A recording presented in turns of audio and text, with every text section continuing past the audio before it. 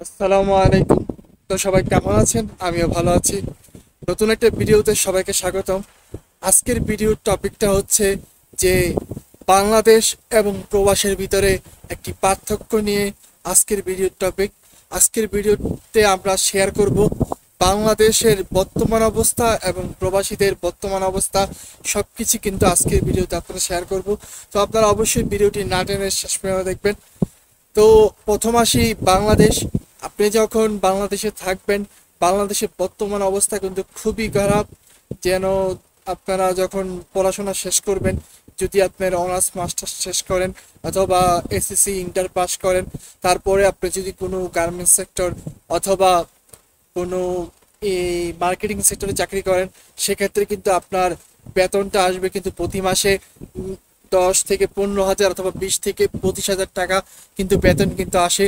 কিন্তু সেই বেতন দিয়ে কিন্তু আপনি যখন, যদি আপনি পরিবার থেকে একটু দূরে থাকেন, যেমন আপনার পরিবার যদি থাকে কুমিল্লায় অথবা এই রংপুর বরিশাল, আপনি থাকেন ঢাকায়, সেক্ষেত্রে আপনার নিজস্ব কিছু খরচ কিন্তু রয়েছে। সেখানে কিন্তু আপনারা থাকার খরচ আছে, খাওয়ার খরচ আছে, এরপর আপনার হাত খরচ আছে। সব কিছু মিলেই কিন্তু আপনাকে ঠিক 25 হাজার টাকার ভিতরে সব কিছু আপনাকে গুছিয়ে নিতে হবে। এবং এর ভিতরে আবার 10 থেকে 15 হাজার টাকা আপনাকে বাড়িতে পাঠাতে হবে।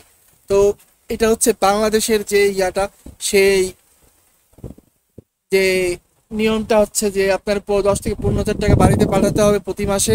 এবং এখানে আপনারা কিন্তু দেখতে পারবেন যে আপনার অনেক শখ, ইচ্ছা, সেটা আপনারা পূরণ করতে পারবেন না। এই বাংলাদেশে যখন আপনারা 10-15 হাজার টাকা 20 হাজার টাকা চাকরি করবেন, সে সেটা যদি আপনারা আবার যদি বিদেশে এসে করেন, সেক্ষেত্রে আপনারা যেটা বলতে পারি যে আপনারা যদি একটি ভালো বিষয় আসেন এবং একটা ভালো একটা কোম্পানিতে যদি আসেন, তাহলে আপনারা প্রতি মাসে কিন্তু 40 থেকে 50 হাজার টাকা অথবা 60-70 হাজার টাকাও ইনকাম করা সম্ভব।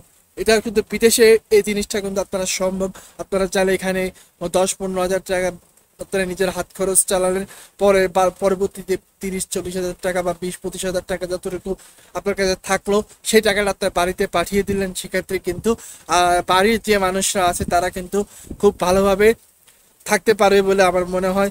এবং আমরা অনেকেই চিন্তা করি যে এত পড়াশোনা করে অনার্স মাস্টার্স, এরপরে বাংলাদেশের সর্বোচ্চ যে ডিগ্রিগুলো আছে, সর্বোচ্চ ডিগ্রিগুলো করে আমরা কেন বিদেশে আসব অথবা বাংলাদেশে কিছু করে জীবন অতিবাহিত করব। তাদের জন্য আমি একটা কথা বলতে চাই, ভাই, জীবনের টাকা পয়সাটাই সব। টাকা পয়সা না থাকলে আপনি যতই পড়াশোনা করেন, কোনো লাভ হবে না। জীবনে টাকা পয়সাটাই সব। টাকা পয়সা দিয়ে আপনারা জীবনে অনেক কিছু করতে পারবেন, কিন্তু পড়াশোনা করে হয়তো আপনার একটু সম্মান থাকবে, সম্মান বৃদ্ধি পাবে, কিন্তু আপনি কিছু করতে পারবেন না। আমি অনেকেই দেখছি, এবং আমি যখন ঢাকায় ছিলাম এবং বাংলাদেশে যখন ছিলাম, তখন দেখছি অনেক পড়াশোনা করে কিন্তু যারা বিভিন্ন সরকারি চাকরি করে, তারাও কিন্তু তাদের যে অনেক শখ আহ্লাদ এবং মা বাবার যে শখ আহ্লাদ, সেটা কিন্তু তারা পূরণ করতে পারে না। তো এটাই কিন্তু বাংলাদেশ এবং প্রবাসের একটি বিশাল বড় একটা পার্থক্য। আমার কাছে যে জিনিসটা মনে হচ্ছে। তো আমি প্রতিনিয়ত প্রবাসের এবং বাংলাদেশের বিভিন্ন সমস্যা এবং বিভিন্ন কিছু নিয়ে আপনাদের সামনে ভিডিওর মাধ্যমে আসব। আপনারা অবশ্যই ফেসবুক পেজটাকে অথবা ইউটিউব চ্যানেলটাকে আপনারা অবশ্যই ফলো দিয়ে রাখবেন, এবং আমার যে ইউটিউব চ্যানেল আছে সেটাকে অবশ্যই সাবস্ক্রাইব করে রাখবেন।